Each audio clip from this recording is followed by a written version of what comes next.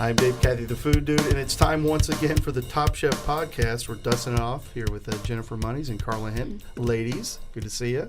Good to be here. Thank you. It's been a little while, Excited to talk food. We have some exciting news in Top Chef this year. We have an Okie. We have Josh Valentine. That is the reason we're here. Let's be honest. Let's not pretend.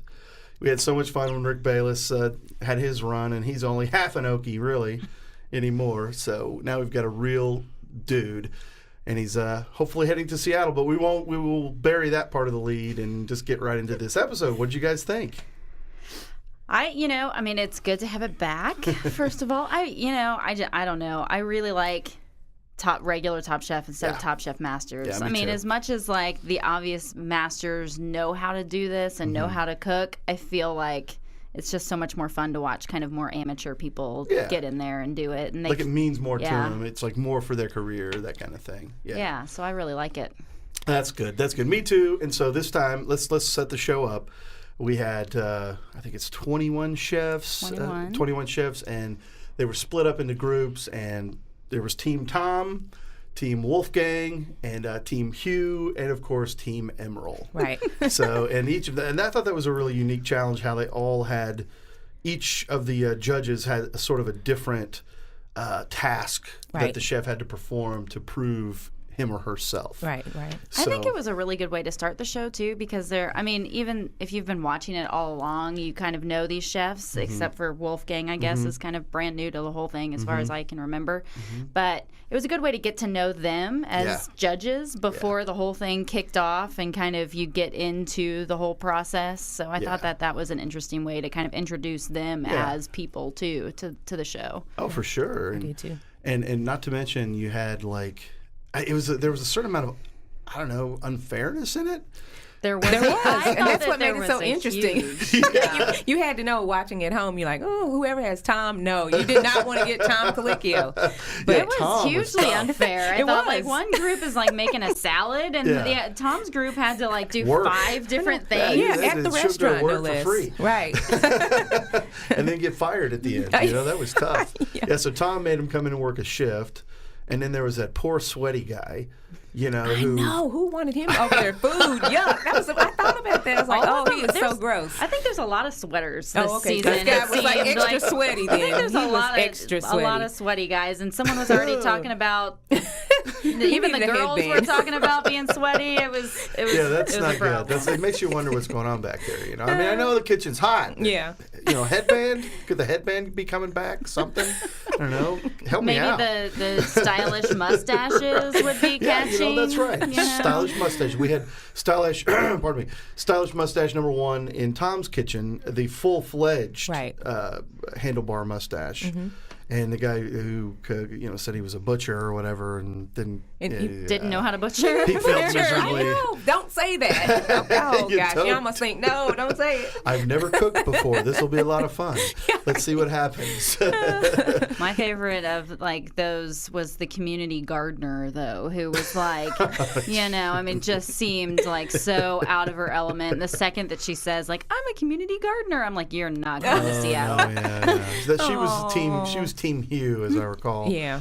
She was, you're going to make me cry. And he's... I know. Who says that? I thought she's going home. Well, and I thought for sure, I loved his response to that. He's like, I'll make you cry. Yeah. And then he sent her home. And then he did. He did. To which she responded, I'm a movement, which... I don't even know how to take that. That has already been going on for a decade. Welcome to your own movement. It's good of you to finally show up. Yeah, so she didn't make it out of Hugh's group, and the handlebar mustache guy didn't make it out of Tom's, nor did the sweaty guy. So they all got eliminated. We don't have names for these people because you know what? They're irrelevant. Sorry, they're gone. That's right. They're out. And then, so then there was Team Emerald, which had our good friend Josh in there.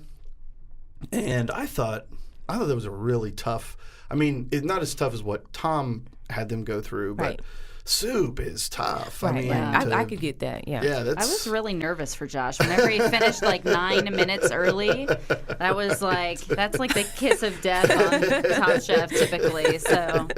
Well, yeah, and then there was a guy.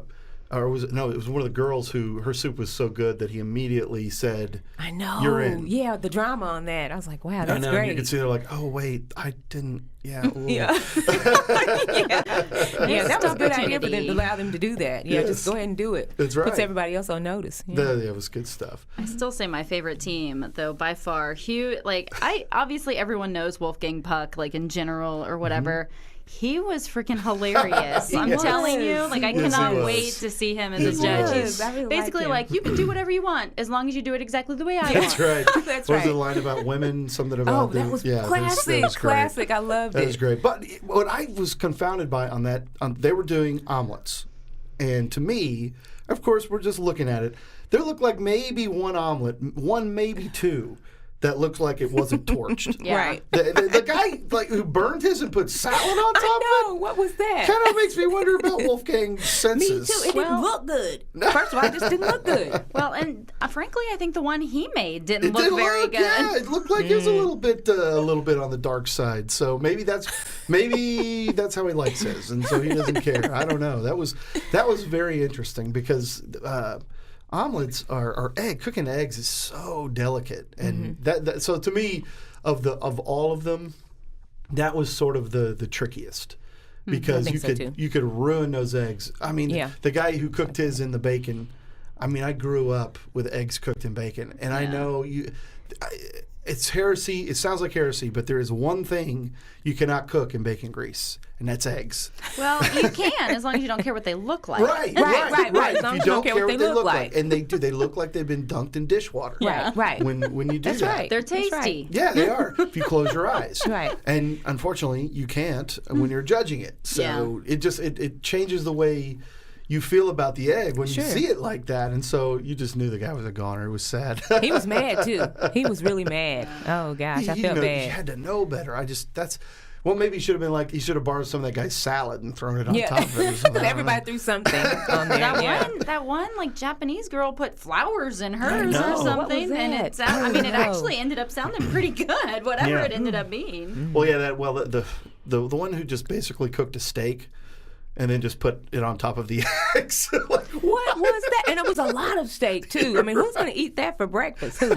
Oh, well, any meal. It was too much steak, I thought. Wolfgang Puck basically, gave it to her on a platter and said, hey, I want some steak. What was that? Yeah, I was like, it's a little hint. Does he like her or what? Do they know each other in a past life? There could be some drama to come. Really? Okay. So who knows? We'll see. I think that there's going to be massive amounts of drama. Yes, I mean, as it is, we are, 5 minutes into this podcast and there's not been one cuss word yet, which is longer than the show went, I think. There's no doubt about that. Yeah, we're still working on our bleeper. So once we get that bleeper set up, we will have just as many bleeps on this podcast as they do on the Top Chef show this season, led by our man Josh Valentine, which he kicked it off. Yeah, and so there at the we were at the watch party at the tasting room and turned into a drinking game, of course, as you would hope. When somebody cusses that much. So yeah, for every bleep there was a toast. Oh my goodness! Wow. Yeah. It's kind of insane. I talked to Josh's mom, last week, and I asked her, so what is the biggest thing you're worried about? And she paused for a minute, and then she said, his mouth. Yeah. And it proves true. Yeah, she's a very religious woman, strong, church-going person, and she was concerned that she wouldn't be able to let her church friends know. But you know what? Well, they bleeped it out, though. It was all bleeped. It. That's right. Yeah. So there's no actual proof that he's cursing. Maybe it's just, I don't know. Okay.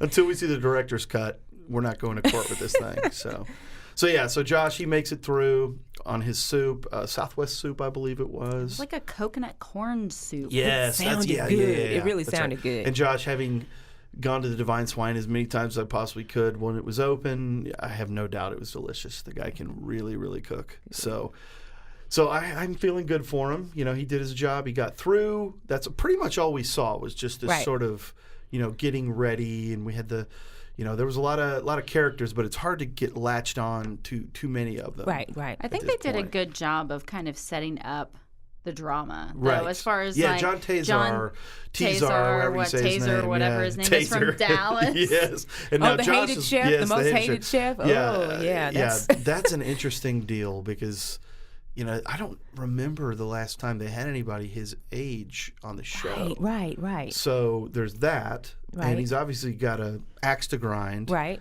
And, Colicchio knows him. I mean, he has a craft restaurant in Dallas. So, I mean, I'm sure their paths have crossed. Sure. And so it's an interesting dynamic. And obviously from the scenes from the upcoming season, our man Josh has a pretty pointed conversation. Apparently. Several of the women seem very opinionated and loud. Yes, and, very. From shows past, I think loudness is not appreciated Right. in the kitchen Right. very much, I don't think. Right. Right. And as we go along too, I've been in contact with Josh a little bit, but he's obviously very limited on what he can say about the experience. Okay. And so I will share as we go along some of the things without spoiling stuff, because he didn't tell me anything that would spoil anything, but just a few little insights as we go along. As we see things, I'll point them out and say, yeah, that's what he was talking about. Okay. So we'll do that. And then as we move along, we'll have some other guests in here. I know we'll have Chef Kurt Fleischfresser in here at some point. I'd love to have some of Josh's fellow Coach House apprentices in to chat with us too. So it should be an interesting season. Good. Other than Josh, do y'all have early favorites? Yeah, what do you think? I don't have any early favorites. It was too hard to kind of, like you said, grasp personalities they went and around talent and everything. Yeah. So I'm not quite sure. Usually it's pretty easy for me to pick a couple of people out. But this time, because I did it different, I couldn't. Yeah, they haven't really. Yeah, because they all haven't cooked the same thing yet. Right. So you don't know. Who really stands out. Exactly. The Hawaiian guy obviously has a neat backstory. Mm-hmm. I thought I really the Asian model, Yeah, whatever she right. was, like she stood out to me like as somebody who I think could do well because she's quiet, she seemed really good, and just kind of like I'm here to do my business, like get out of my way. Right. Yeah. Well, and then there was the dude who is Chinese, Norwegian, German. Right, he was interesting. Interesting looking dude. Yes, he was. Different. Yeah, I mean, different. that is not a mix you see very often. And he Right. did well. I mean, he was the one that made the gazpacho that, he's the one that got. Yeah, I was kind of worried about him. him. He's trying to make a cold soup in an hour. Really tough to do. When I first screened this, I was with some chefs, and somebody said, I hope he's got a blast chiller, and he must have because he got it cold enough. And he's the one that it was so good that he said you're in. Yeah. So that's interesting. I think it'll be really exciting to be in Seattle. Yes. As far as obviously fresh seafood and produce and kind of all the public farmers markets that they have. Like I think it'll make for good shows. Yeah, I have a feeling we'll maybe see a little less of Whole Foods this season because they have so many alternatives in Seattle. So looking forward to it. Looking forward to doing this podcast with you ladies and other guests. Should be a lot of fun. We will drop them on Fridays.